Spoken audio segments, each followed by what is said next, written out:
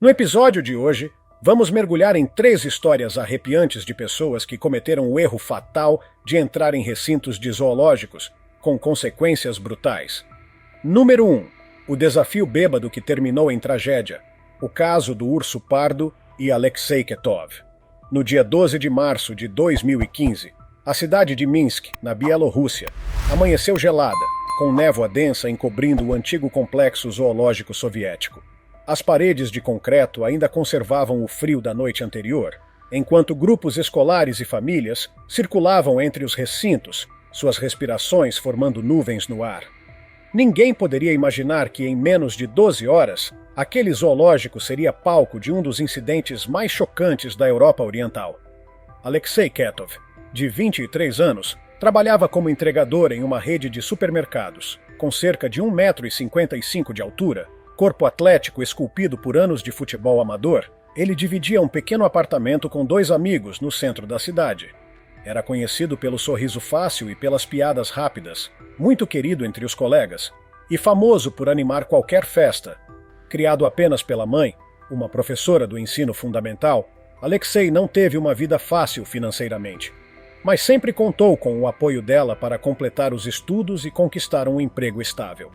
Sem grandes ambições, Alexei valorizava a rotina simples, o salário garantido e os amigos leais.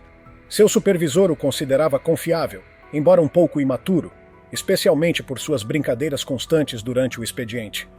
Naquela quinta-feira, após encerrar o turno às 7 da noite, ele encontrou seus amigos de longa data, Ivan Popov e Dmitry Sukov, no bar Urso Dourado, a poucas quadras do zoológico. O trio se conhecia desde o ensino médio e costumava se reunir para beber e colocar o papo em dia.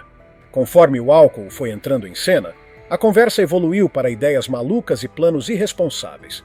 O zoológico, tão próximo e cheio de memórias de infância, surgiu naturalmente no meio da conversa. Alexei, impulsionado pela bebida e pela vontade de fazer algo insano, propôs invadir o local. Ao invés de rir da sugestão, Ivan e Dmitry apoiaram a ideia, e em poucos minutos o plano já estava em andamento. Às 11h23 da noite, com a temperatura girando em torno de -2 graus Celsius, os 3 amigos cambaleavam até o perímetro do zoológico. A iluminação de segurança criava sombras compridas no estacionamento vazio, enquanto a neblina proporcionava a cobertura perfeita. Próximo ao recinto dos ursos encontraram uma escada de manutenção. Alexei foi o primeiro a subir, de maneira desajeitada, os 4,5 metros da muralha. Ivan e Dmitry faziam vigia. O que eles não sabiam é que estavam prestes a cruzar o caminho de um dos predadores mais letais do continente europeu, o urso pardo euroasiático. Um macho adulto da espécie pode pesar até 630 quilos. O exemplar do zoológico, chamado Boris, tinha cerca de 385 quilos e força suficiente para virar pedras de quase 700 quilos com facilidade. Suas garras curvas podiam chegar a 12 centímetros, e além de escavar com eficiência, eram capazes de desferir golpes arrasadores. A mordida de um urso pardo exerce uma pressão de 4.200 newtons por centímetro quadrado, o bastante para esmagar ossos como o fêmur humano. Apesar do porte avantajado, esses animais correm a 56 km por hora em curtas distâncias e nadam com habilidade surpreendente.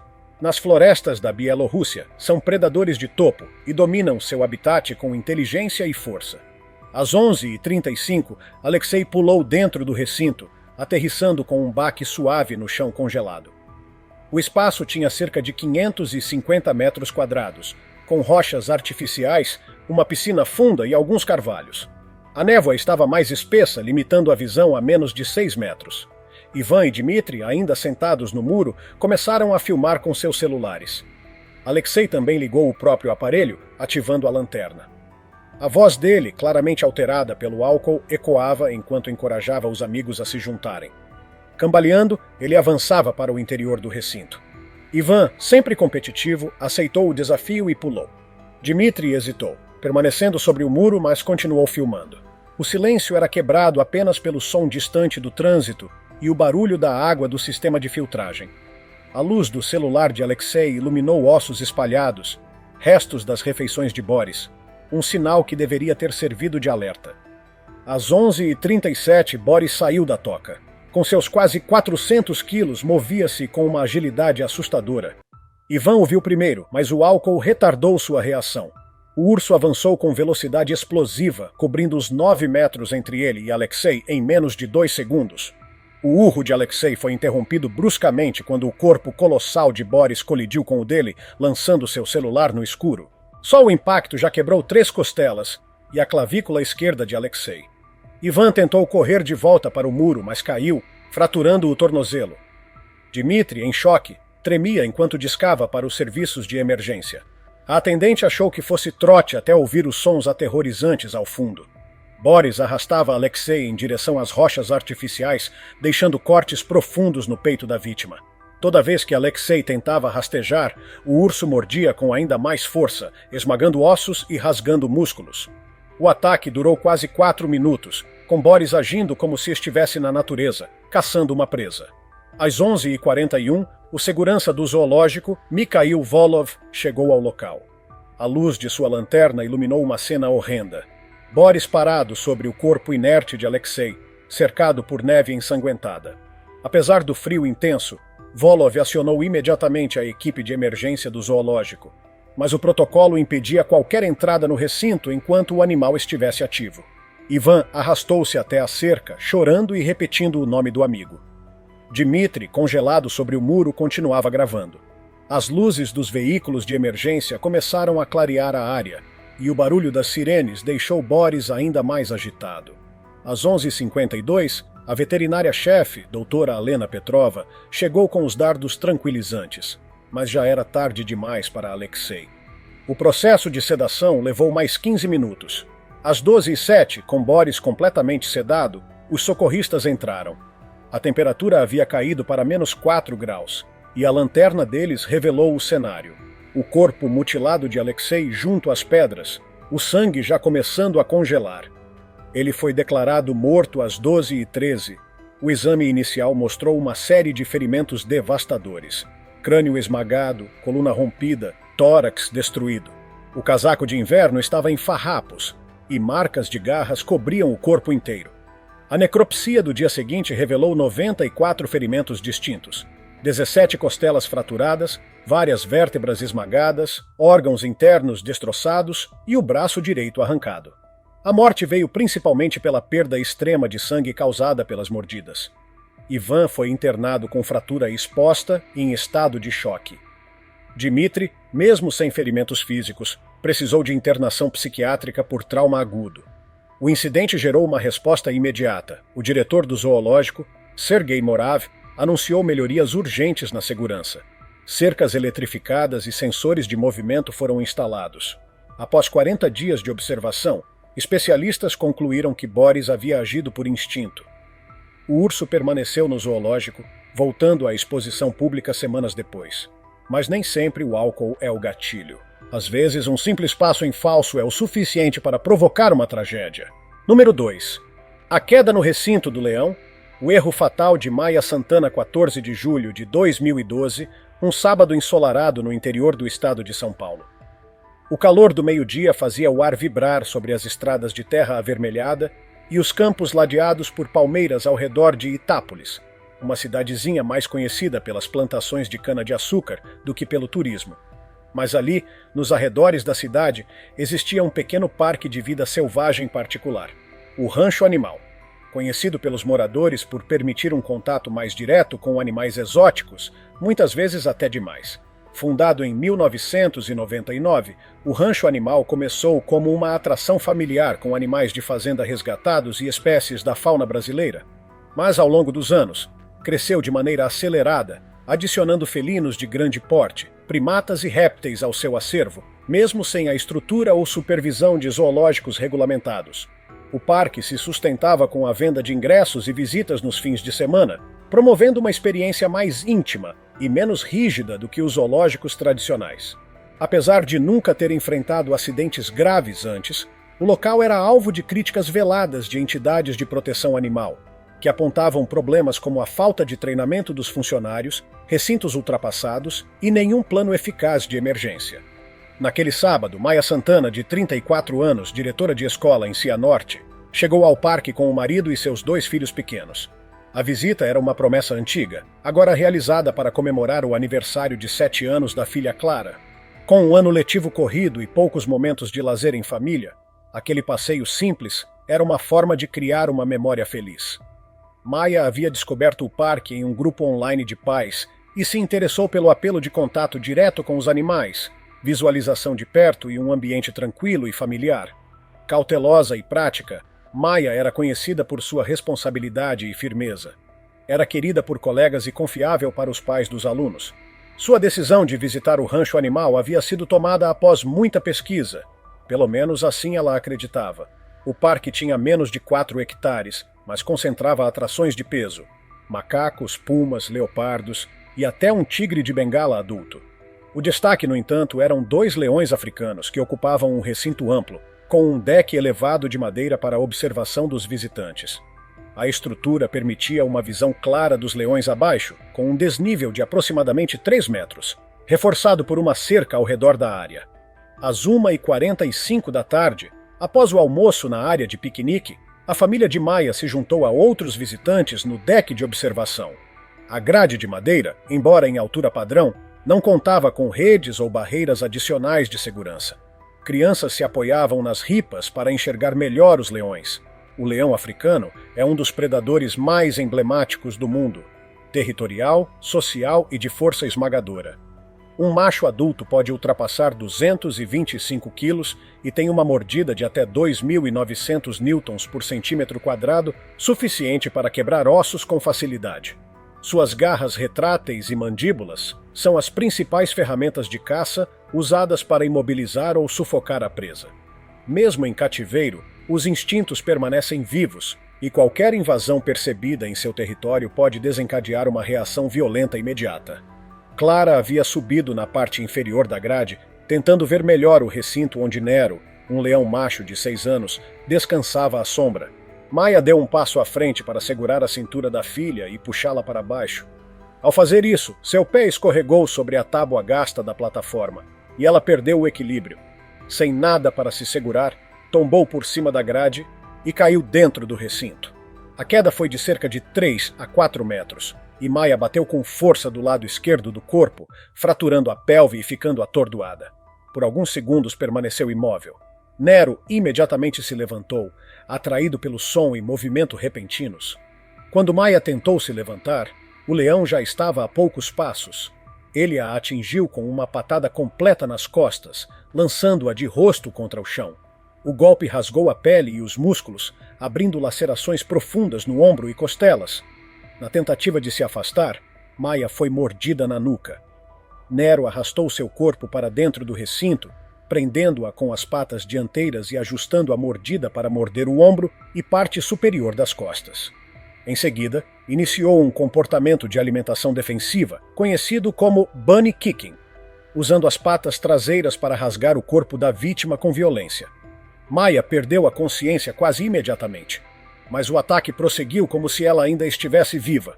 Nero mordeu sua coxa, tentando atingir a artéria femoral, o que provocou sangramento intenso. Acima da plataforma, o pânico se instaurou. Visitantes gritavam e puxavam as crianças de volta. Funcionários chegaram correndo com bastões, extintores e dardos tranquilizantes. A 1h52, o primeiro dardo atingiu a parte traseira do leão, mas ele não recuou. Nero ainda arrastou Maia por alguns metros antes que o segundo dardo acertasse. O sedativo demorou quase 5 minutos para fazer efeito total, até que o leão caiu próximo às pedras do recinto. Às 2h30 da tarde, equipes de emergência entraram após a contenção do animal. Os socorristas constataram a ausência de sinais vitais e Maia foi declarada morta às 2h11. A necrópsia revelou uma artéria vertebral rompida, múltiplas costelas fraturadas, pelve estilhaçada e cortes profundos por todo o corpo. A causa oficial da morte foi exsanguinação provocada por trauma cervical, resultado combinado da queda e do ataque. A notícia se espalhou rapidamente por todo o Brasil, gerando revolta sobre as condições de segurança no rancho animal. Em poucos dias, uma investigação estadual foi aberta e revelou diversas falhas graves: grades frágeis em plataformas elevadas, ausência de contenção secundária nos recintos de risco, pouca sinalização de perigo e nenhum profissional treinado para emergências no local. As imagens das câmeras de segurança e os depoimentos confirmaram que a queda de Maia foi consequência direta das falhas estruturais do parque. Embora o incidente tenha sido registrado como acidente, o zoológico foi considerado negligente. Foi fechado temporariamente, multado e obrigado a reformular todos os seus protocolos de segurança antes de reabrir. O leão Nero foi transferido para um santuário de vida selvagem no Rio Grande do Sul, onde viveria longe do público. As autoridades confirmaram que o animal havia agido por instinto e não seria sacrificado. A morte de Maia comoveu o país. Sua escola organizou uma homenagem com centenas de alunos, pais e professores. Ela foi lembrada por sua dedicação, liderança e afeto pelas crianças. Sua história passou a ser citada em campanhas e projetos de lei que visavam regular parques zoológicos privados no Brasil. No entanto, apesar das reformas e da comoção pública, uma nova tragédia aconteceria pouco tempo depois. Desta vez, envolvendo um homem diante de um dos maiores predadores das Américas. Número 3. Silêncio Mortal. O enigma de Gabriel Farreta e o ataque do Jaguar 9 de abril de 2013. A noite caía quente e úmida sobre Belo Horizonte, e o pôr do sol dourado se refletia nos prédios altos e nas copas das árvores do Zoológico Municipal, um dos maiores do país. O dia havia transcorrido sem incidentes. Famílias e excursões escolares passearam entre os recintos, tiraram fotos e foram embora antes do fechamento, às 7 da noite. Mas, entre os visitantes daquele dia, estava um homem cuja presença se tornaria lembrada por motivos trágicos. Gabriel Farreta, de 32 anos, era um voluntário comunitário e ex-atleta.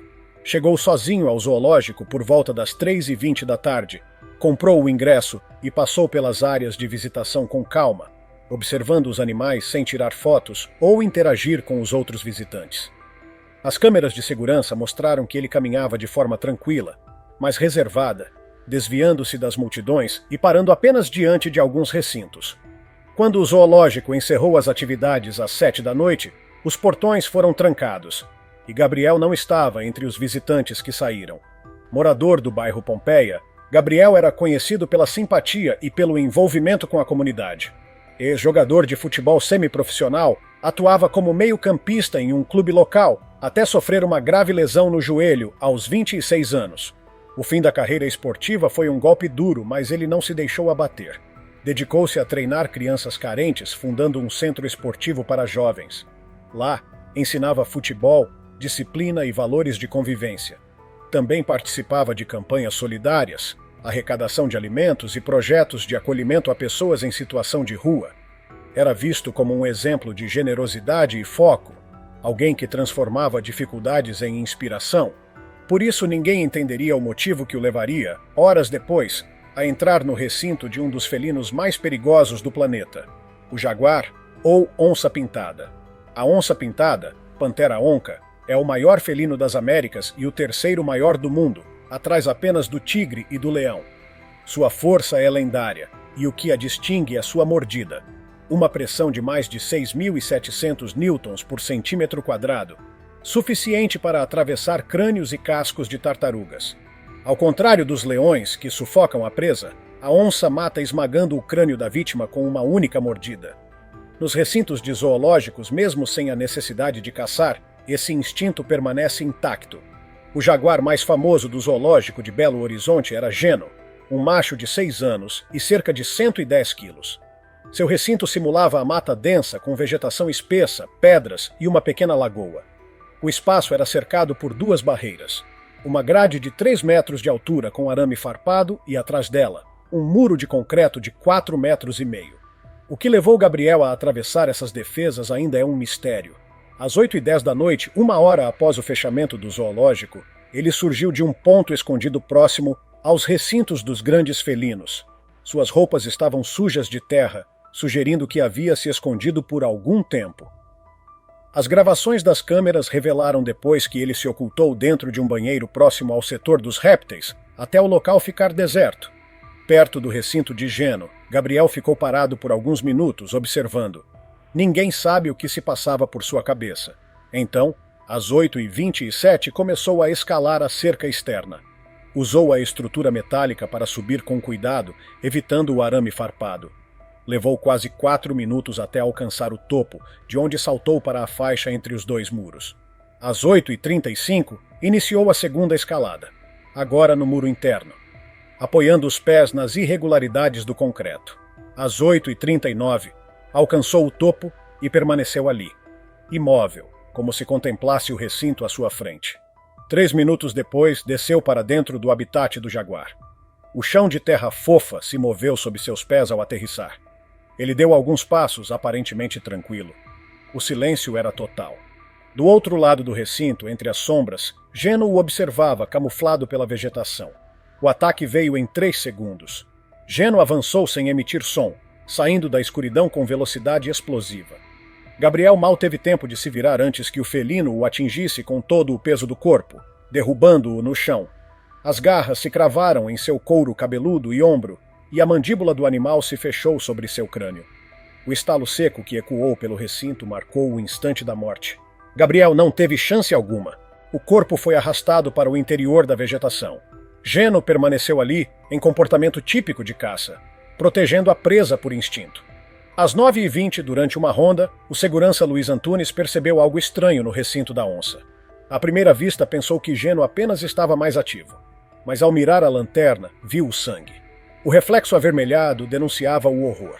Parte do corpo de Gabriel estava coberta por folhas e terra e o felino permanecia sobre ele, o focinho sujo de sangue. Luiz acionou o rádio imediatamente pedindo reforço.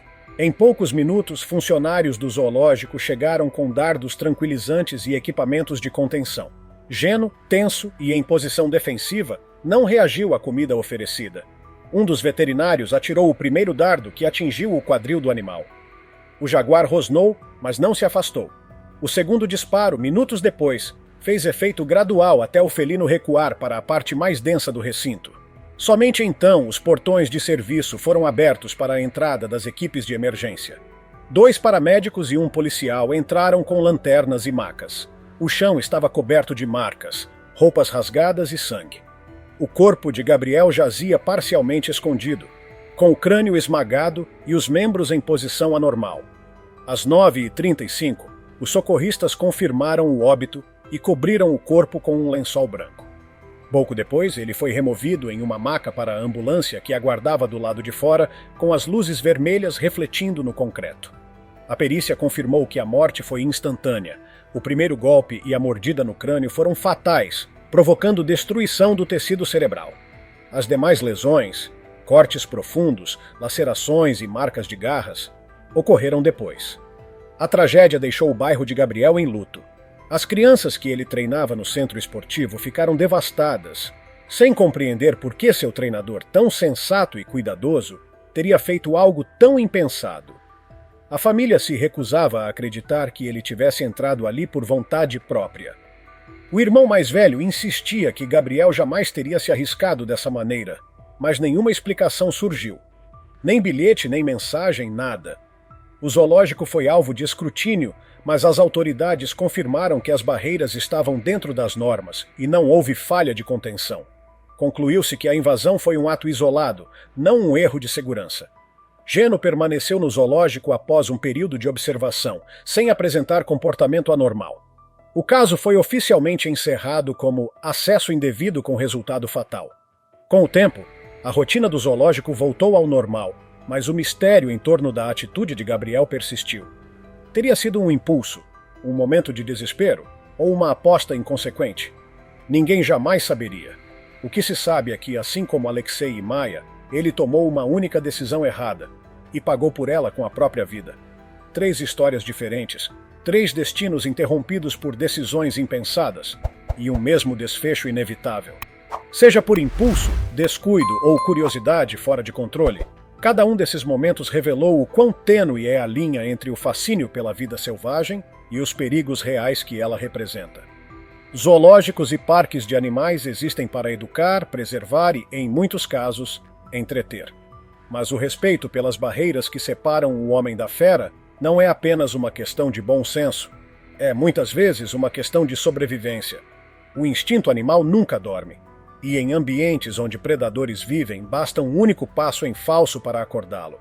Se tiver gostado do vídeo, deixe seu like e inscreva-se em nosso canal para acompanhar todas as novidades. Continue por aqui e assista a mais vídeos clicando em um desses vídeos que estão aparecendo na sua tela. Cuidem-se, amigos!